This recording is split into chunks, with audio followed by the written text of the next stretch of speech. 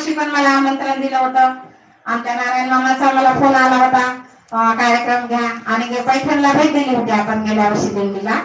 पण काही का निमित्तानं मी गेल्या वर्षी या कार्यक्रमासाठी येऊ शकले नाही.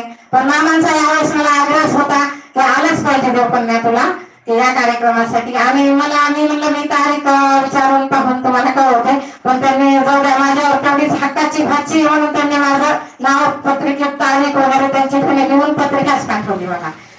तर अशा प्रकारचा हा कार्यक्रम, आणि या कार्यक्रमासाठी इथून दरवर्षी पायी जाणारे सर्वजण आणि संयोजन समिती बर का, शिवाजीराव जाधव, गजाननराव जाधव, ज्ञानेश्वरराव जाधव, श्रीरंग तांबे, मच्छिंद्रनाथ भंडारे, सुभाषराव शेळके, रावसाहेब बडगुजर, प्रकाश आप्पा कानडे, सुरत जयसिंग मामा चुगडे, नारायणराव शिवगम, विलासराव गाडेकर अशा, आणि मठाधिपती हरिभक्त परायण श्रीराम महाराज, मुरलीधर महाराजांचे मठाधिपती अशा असलेले श्रीराम महाराज हे मेन या कार्यक्रमाचे.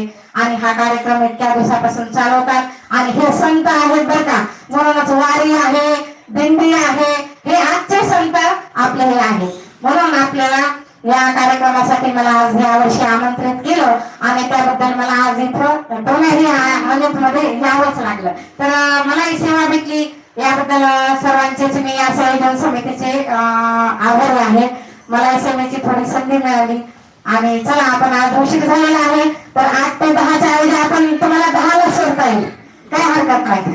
खुश झाले सगळेजण, कारण मी सुरू केलंय आता 9ला म्हणल्यावर तुम्हाला वाटतील की 11 11:30 घेतली. आता आपण 1 तासाची सेवा सुंदर असं आपण या अभंगाचा विवेचन, अभंगाचा अर्थ महाराजांनी जो सांगितलाय, माझ्या बुद्धीने जो सुचेल तो तुमच्या पुढे मांडण्याचा मी प्रयत्न करते.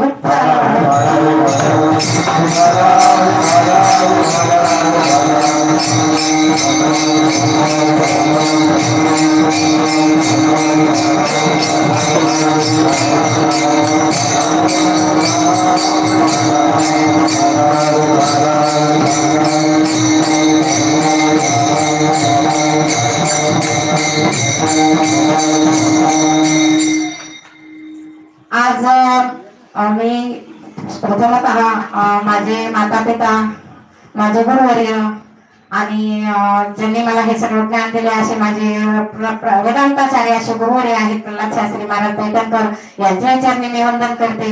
माझ्यासोबत या ठिकाणी मी ज्यांच्यामुळे उभे आहे ते माझे पतिराज आज माझ्यासोबत आहेत कीर्तनाला. त्यांच्या मी खूप ऋणी आहे, समजा की मी यामध्ये आले. यानंतर माझ्या सासूबाई ज्या मला परमार्थात आणलेला आहे त्यांची मी या ठिकाणी ऋणाईत आहे. आणि आज या कार्यक्रमासाठी गायनाचार्य, काय नाव आपलं, मनोज महाराज लाभलेले आहेत.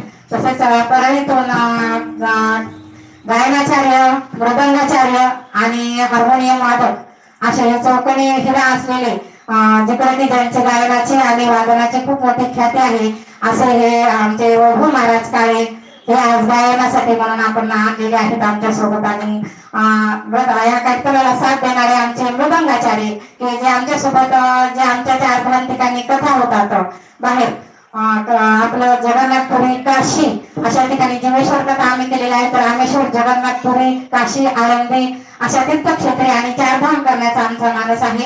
एकच धाम आता राहिलेला आहे. 12 ज्योतिर्लिंगाच्या ठिकाणी सुद्धा जीवेश्वर चरित्र कथा आपण करतो. त्यासोबत वेळेस आम्हाला हे संगीतकार म्हणून 2 जण सोबत असतात. आणि असे मृदंगाचार्य की जे तालरत्न, तालमणी म्हणून जे आज तिकडे प्रचलित आहेत, असे मधुसूदन महाराज यांचे आपल्याला साथ लाभणार आहेत. तर त्यांचे आज त्यांनी वेळात वेळ घेऊन त्यांचे कार्यक्रम चालू आहेत.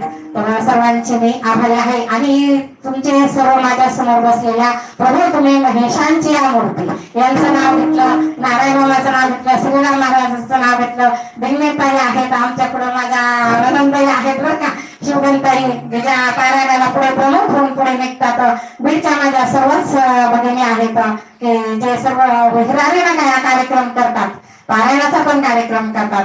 आणि सर्वांचे नाव मी घेतले, ते सर्वजण देव आहेत बर का. पण ज्यांचं नाव घेतलं नाही ते असं समजू नका की आम्ही काही राक्षस आहेत का म्हणून. नाही, तुम्ही महादेव आहात बर का. ते नाव घेतलं ते देव आहेत, आणि नाव नाही घेतलं त्यांचे ते सुद्धा महादेव आहेत.